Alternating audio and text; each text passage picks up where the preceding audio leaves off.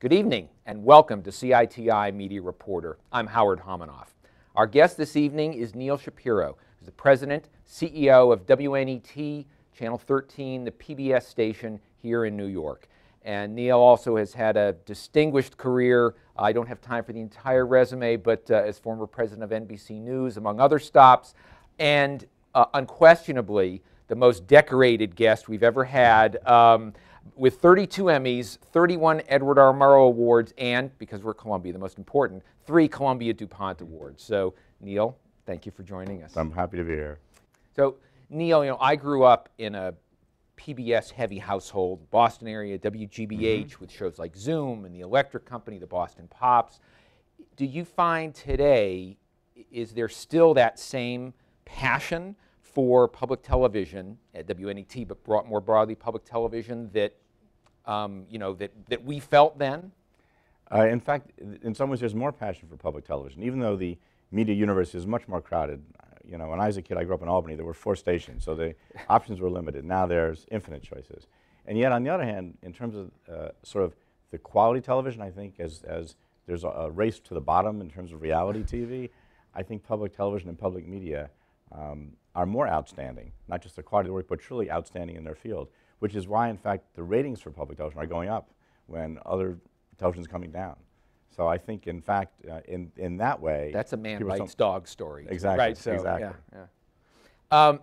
Is it, do you find that people that you are, coming in contact with every day, whether it's through, through events or your day-to-day work, are throwing you, everybody sort of has their view about public television or Channel 13 from what they grow up or what they're watching now, and you've got the, hey, why don't you do this, or how come you don't do this, or suggestions for something else, how come this isn't on the website, or whatever it is? Well, I have 2 thoughts about that. The first thought is, unlike commercial television, there's a legacy feeling for public television. So people will say, I grew up on Sesame Street, I remember these shows.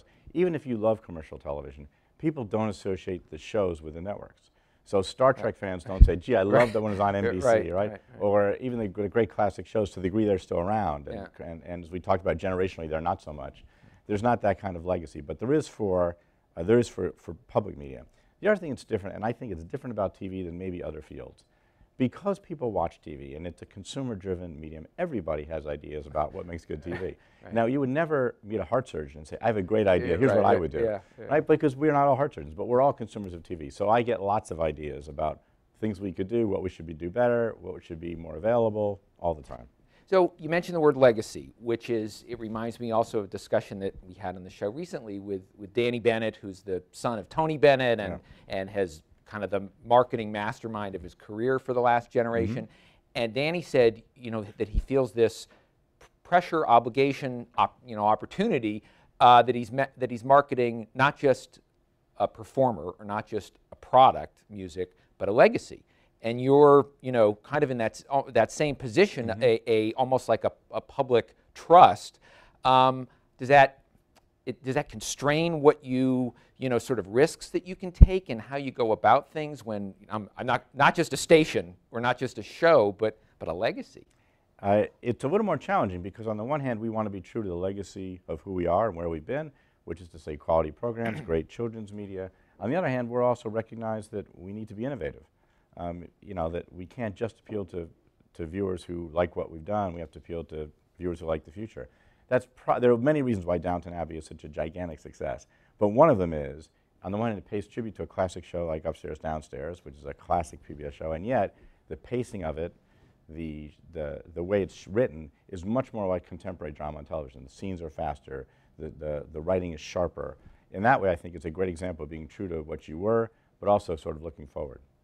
So one of the things, and I took this is like my Tim Russert moment, so I got a quote from you, which is the New York Times. You said it was sort of as leaving NBC, you reflected on kind of that you were towards the end in that management position, missing the opportunity for the kind of creativity that I've had in previous jobs. Do you get to be creative in a place where you've got a lot to manage? You said you've got to innovate, so do you get the opportunity for creativity that you, as well as the station, needs? Unquestionably. I mean, I'm a very lucky man in this job. I spent about a third of my time sort of running the station, which is kind of the management job that any good executive should do. I spent about a third of my time raising money, which is a peculiar job in public media, but peculiar to public media. And then I spent about a third of my time actually in the creative process. So since I've been there, we've increased the number of arts and culture offerings by about 300%. We've done more in news and information than we ever have before. We've done much more online than we ever have before.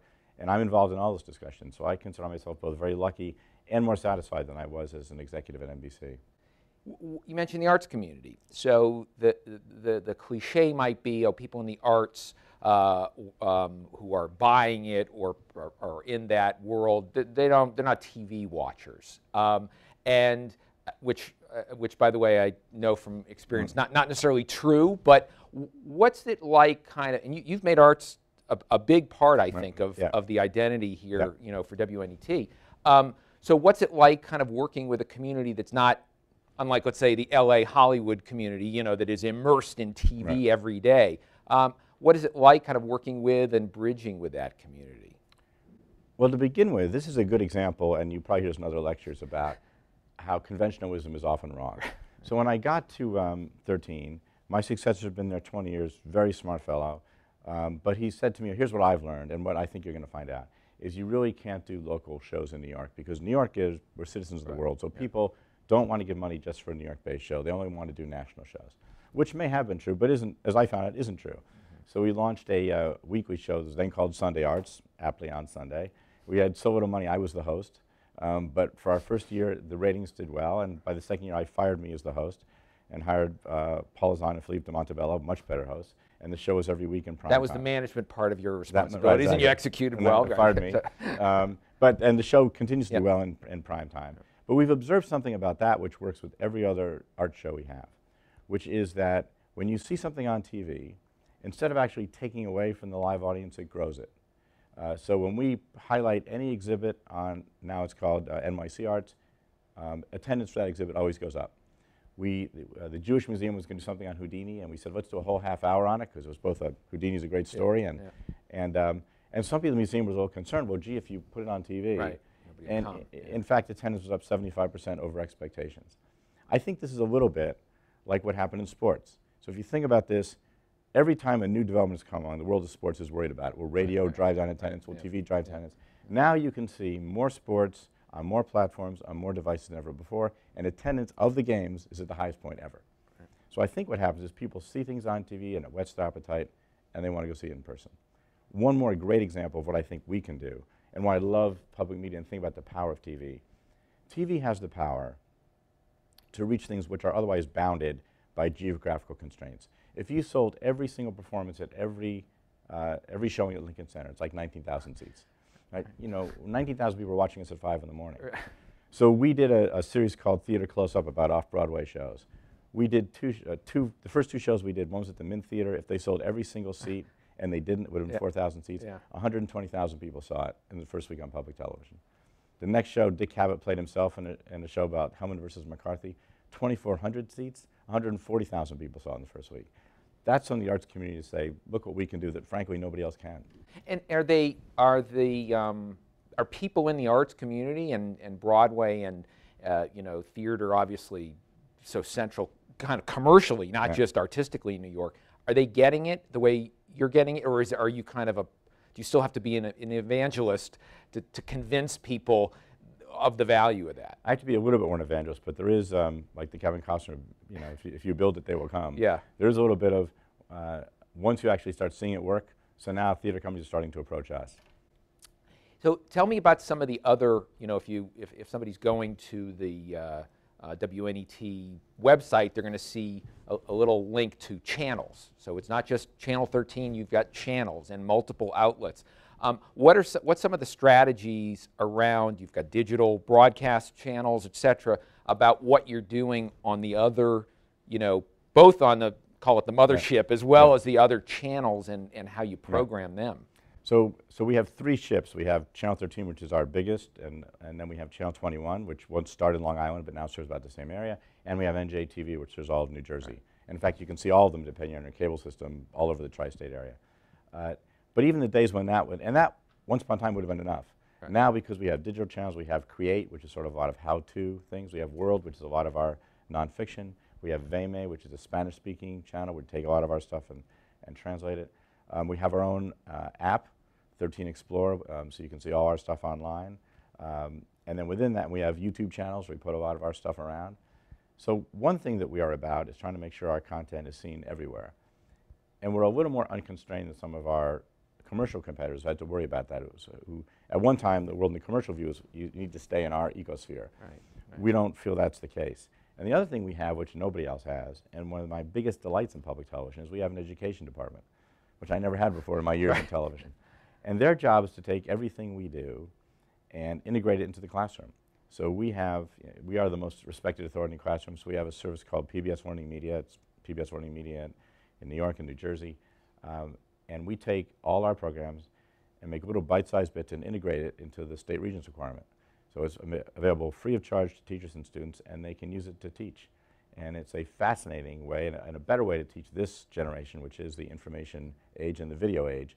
So to show them video and make that the center of a learning element is much better than, frankly, some of the ways we used to learn. And do the schools, I mean, I assume you kind of measure the usage. Are they taking advantage of it? Are they really, you know, leveraging it well? Yeah. The only thing we can't do, and this is so we know how many teachers download it, but once they download it once, they don't need to download it again, right? So we don't know how many thousands of students they'll reach. Yeah. Though we hear great stories from teachers who say, I've made history more interesting in a way I couldn't before.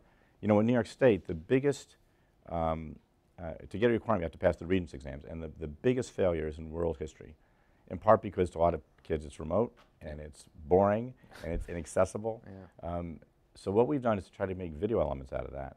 So it is much more interesting to learn about North Korea, to see a documentary we did, just 2 minutes, about a little girl who's in those kind of performance dances, who talks about, for the great leader, how she spent days and days being part of this parade and holding up the placards and how important that was to her. And it's a much better sense of kind of what indoctrination means and living in a totalitarian state than it is a flat piece of literature. How about with your app and online or digital platforms, what's the demographic mix that you see in terms of, you know, how much are younger people using it? How much are, you know, older people who, again, conventional wisdom would say they're not digital, you know, taking advantage of different platforms?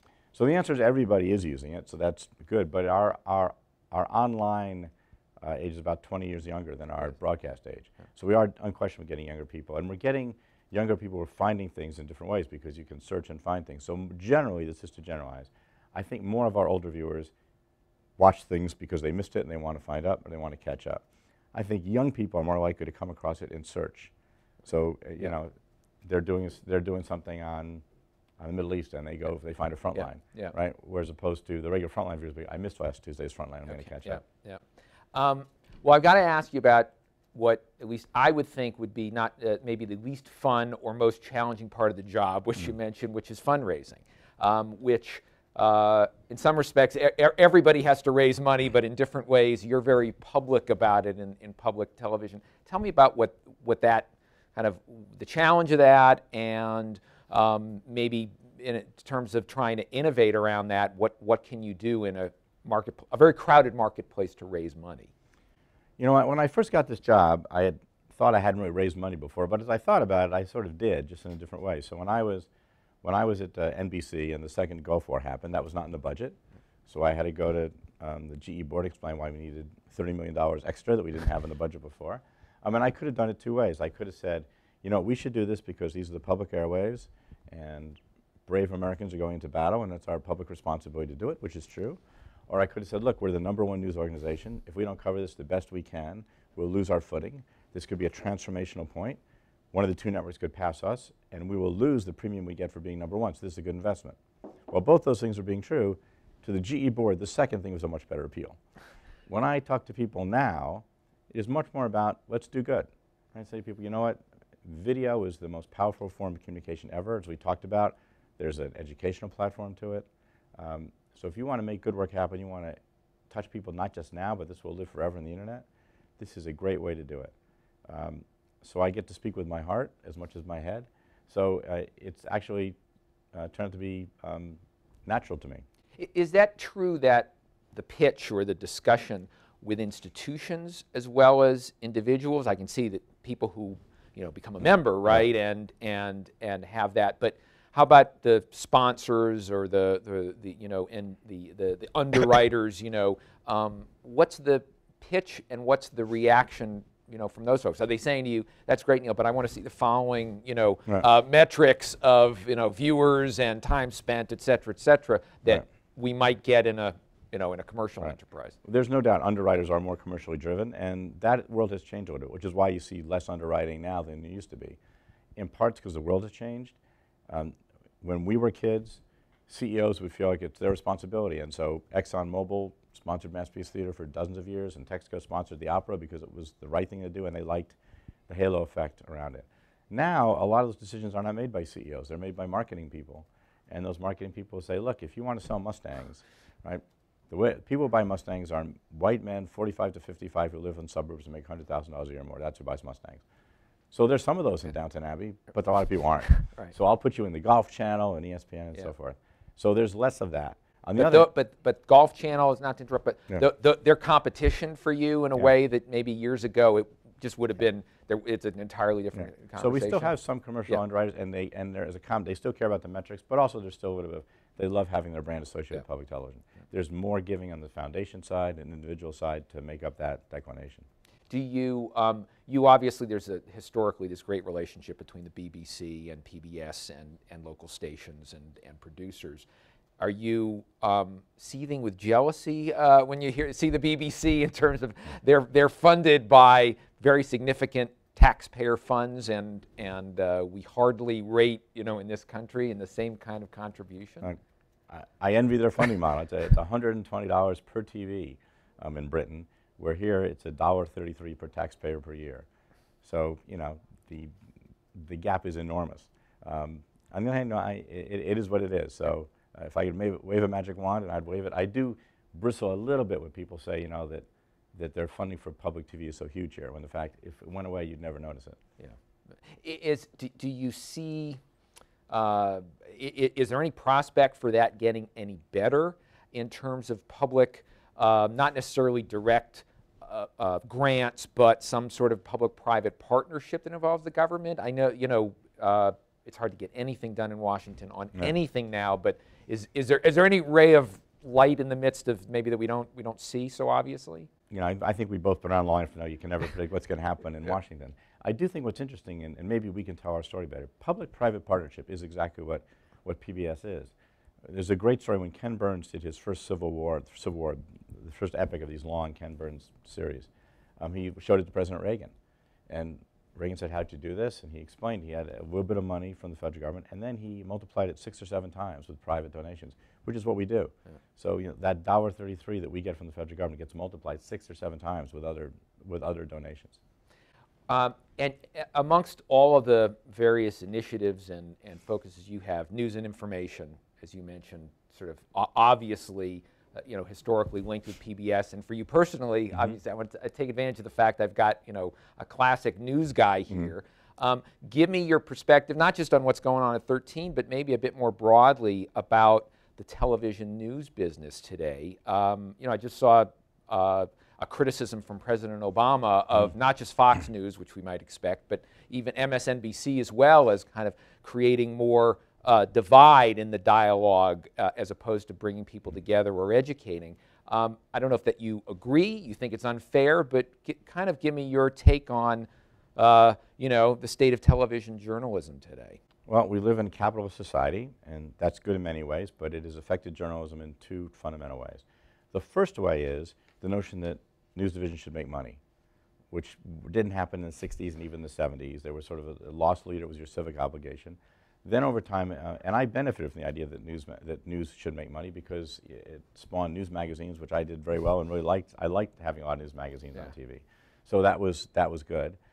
But it did drive more and more the notion about, it was harder, even when I did it, you'd have to justify why we did an important hour on something when, wouldn't a juicy murder story do just as well? The other big change is there used to be a sense that we're a mass market medium. So there were only 3 networks, there were 3 news divisions, you couldn't take a position or couldn't take a partisan position because you couldn't want to get out of step with the country, right? So the notion that, that's where the broadcast media had to be. Now we've proven, because of the multiplicity of channels, you can actually make quite a good living if you carve out a certain genre. So Fox has made a very comfortable living room for conservative viewers, and they spend a lot of time there. And MSNBC, which at one point had wanted to be kind of like CNN, said, you know what, there are not as many of them, but we can do okay with a place for liberals and progressives. And CNN is kind of lost, actually, trying to figure out what to do about that. So I think what you're seeing is the media responding to market forces. It's why, in fact, public media is so important. I think because we are less worried about ratings. We'd like to know who's watching, but we're not going to tailor our broadcasts to try to get a better rating. We're going to do what we think is important. Does that fractionalization, nichification, if I can make up a word here on the spot, is that creating now more of an opportunity for PBS, for you to do? You've got Frontline. You've obviously got programming in place. Is there more that you think you can do, should do, want to do because of this fractionalized marketplace? I mean, I hope so. They've made big changes to the NewsHour with Jim Lehrer's retirement. So Judy and Gwen are the anchors, and Sarah Just, who came from ABC's executive producer. And I think that show is doing more tape work and more investigative work, which I think is good.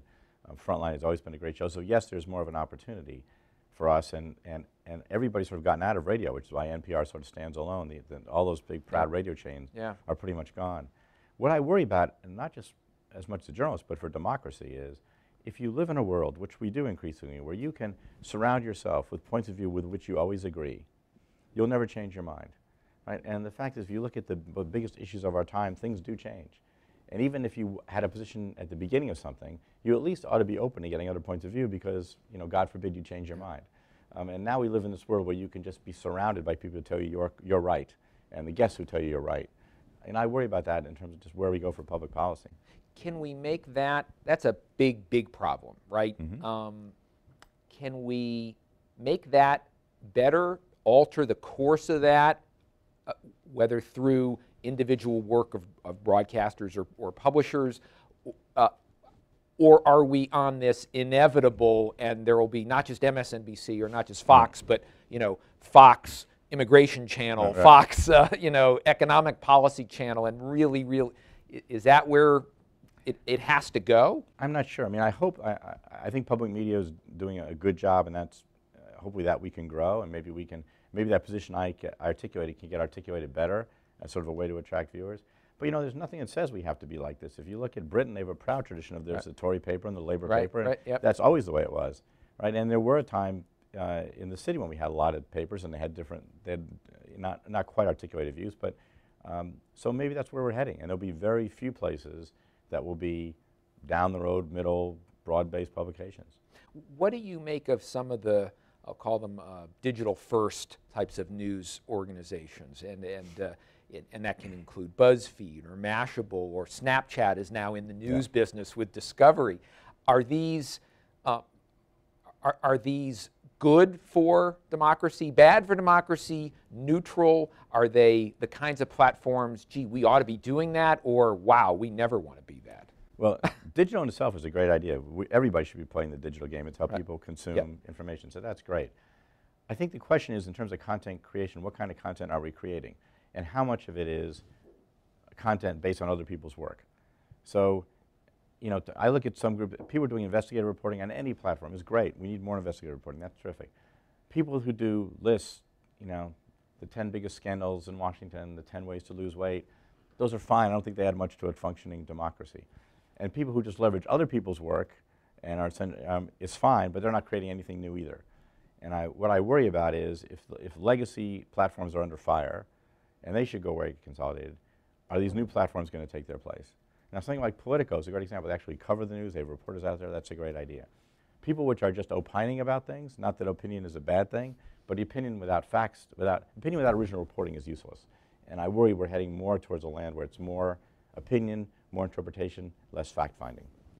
And what do you make of the print business today? And that's, which has always been such a, not just the New York Times, obviously, but again, especially in an area like investigative journalism where people have had time to do stories and not necessarily with the same, it has to be on at 6:30, et cetera, and you've got to tell it in an X number of minutes. What do you make of the present and future around the print business and maybe your own relationship with it? I'm actually more optimistic about it. Now that may be caused by the fact that I've been on the Gannett board, so I've had a better seat about smaller papers as opposed to a lot of big city urban papers. Big city urban papers in some markets are clearly under fire, and those may be challenged. But in smaller markets, in neighborhoods, I think there's a huge upside because there aren't other people doing that.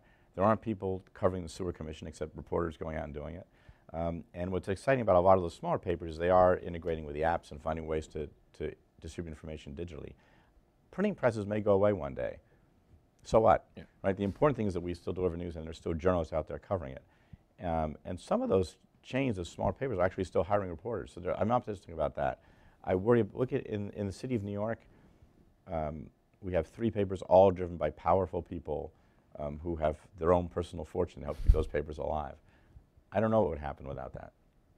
And we didn't talk about local news, local television news, which is, again, one of those areas where I think you've still got a number of people that view local news, and that's how they get their news, and yet it feels like so much frustration about what local news is or isn't or should be and doesn't measure up. What's your kind of, again, sort of where we are and where maybe we ought to go with local, particularly local broadcast news? I still think there's huge possibilities for local news, and in some markets they do outstanding work. I was just at Columbia a couple weeks ago for the DuPont Awards, and there were some astounding great local projects being done. I mean, there's, Tip O'Neill's right, all politics is local, there's great things there. I think there's huge possibilities there. Well, with that, Neal, I think I think we've come to the end of our evening, but I will say thank you so much for joining us. Thank you. And thank you for joining us on CITI Media Reporter. I'm Howard Homanoff. Good night.